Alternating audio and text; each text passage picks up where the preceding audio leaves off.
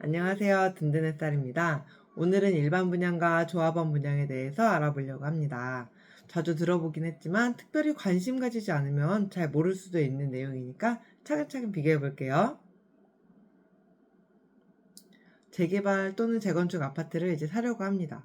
그 중에서 분양권, 입주권, 어떤 것이 더 좋을까요? 일반 분양분을 분양권이라고 하고 조합원 분양분을 입주권이라고 합니다. 분양권은 채권이고요. 입주권은 물건이에요.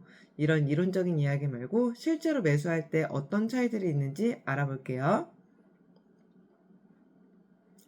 일반 분양과 조합원 분양의 차이점. 첫 번째, 초기 투자금은 어떤 게 더 적게 될까요? 이거는 분양권이고요. 그리고 두 번째, 입주시 잔금은 입주시 자금은 어떤 게 더 적게 될까요? 이건 입주권이고요. 입주권 경우 로얄존과 로얄층을 받아요. 그리고 이제 일반 분양은 조합원 분양이 끝난 후 남은 동호수를 받는 거고요. 그리고 입주권은 몇 천만 원어치 유상 옵션을 서비스로 해줍니다. 발코니 확장이나 시스템 에어컨, 그리고 또 새 여러 가지 가전 가구들이요. 일단 이 정도로 나눠보고서 자세히 살펴볼게요.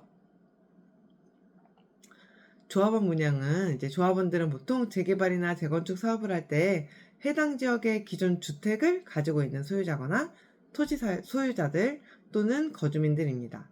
사업 진행을 위해서 조합을 설립하는데 이 자격이 되는 분들은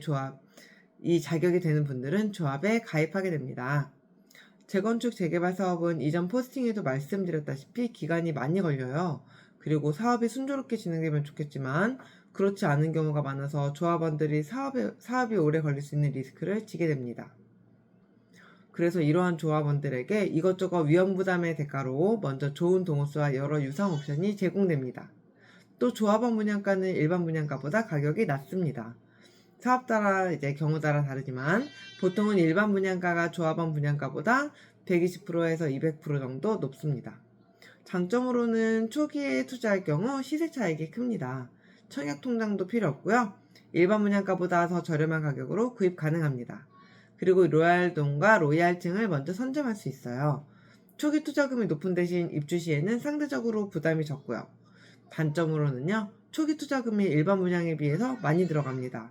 그리고 재개발 재건축 사업이 오래 걸릴 경우에 리스크를 부담을 해야 하고요. 아무래도 목돈이 묶여버리는 단점이 있겠죠. 어떤 상황인지 따라서 추가 분담금이 올라갈 위험도 있어요. 이게 일반 분양 같은 경우에는요, 초기 투자금이 적게 됩니다. 거의 집 가격의 10% 정도 되는 계약금만 있으면 분양권을 살 수 있어요. 그리고 사업이 지연되는 경우의 리스크도 지지 않고요. 장점이 있으면 단점도 있겠죠? 단점으로는 청약통장을 사용해야 합니다. 그리고 인기 있는 입지라면 당첨 확률이 매우 낮아요.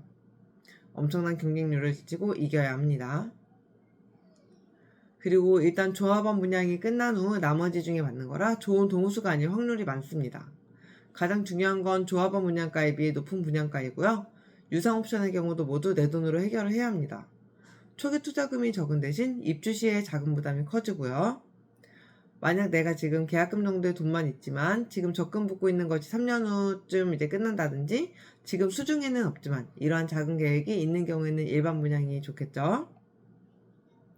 이렇게 일반 분양과 조합원 분양에 대해서 알아보았는데요. 생각보다 꽤 큰 장단점들이 존재하죠. 하지만 여기에서 답은 없어요. 각자의 상황이 모두 다르기 때문에 내 자금 계획과 시간과 청약 가점 등을 모두 고려해서 나에게 맞는 방법을 잘 선택하면 좋을 것 같습니다. 마냥 어렵게만 느껴지던 부동산 공부가 하나하나 채워지는 모습이 즐겁네요. 아직은 어려운 단어들도 많고 이해하지 못하는 개념들도 많지만 지금처럼 함께 꾸준히 쌓아가면 좋은 결과가 나올 거라고 기대합니다. 투자와 떼려야 뗄 수 없는 부동산 공부 같이 하면서 부자 됩시다. 다음번엔 좀 더 유용한 정보로 찾아올게요. 여기까지 봐주셔서 감사합니다.